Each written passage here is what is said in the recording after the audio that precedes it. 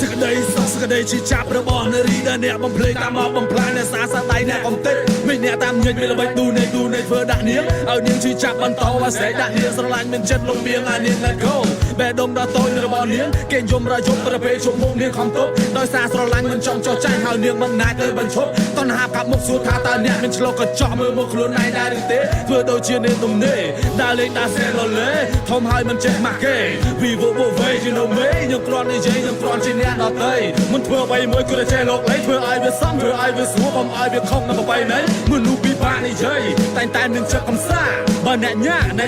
ងដើម្បីអីដើម្បីឲ្យឆៃទេអីដូចជាមានន័យកំពុងវារះបរោះមិនចេះស្មោះនៅសុំខ្មែរបាត់ទៅណាអើ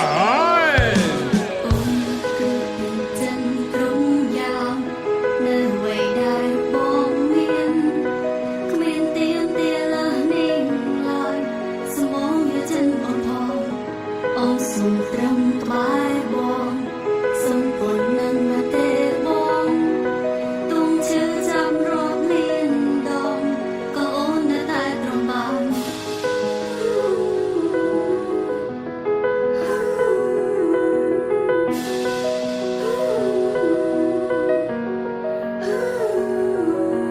នេះជាពាក្យទាសារបស់កញ្ញាមានចិត្តស្នេហាទៅលើបរិយាដែលគេតាមបាញ់ប្រហារធ្វើឲ្យរូបនាងមិនណាយដើរចេញទៅណាមកណាអ្នកគ្មានមេត្តាពេលលេចប្រឡងលងនឹងមហិច្ឆតាបរិយាមានចិត្តសវ៉ានេះខំជឿជាក់ស្មោះស្ម័គ្រទៅលើដោយកាយវិការដោយសារសម្ដីប្រព្រានមុនីដោយសារិកា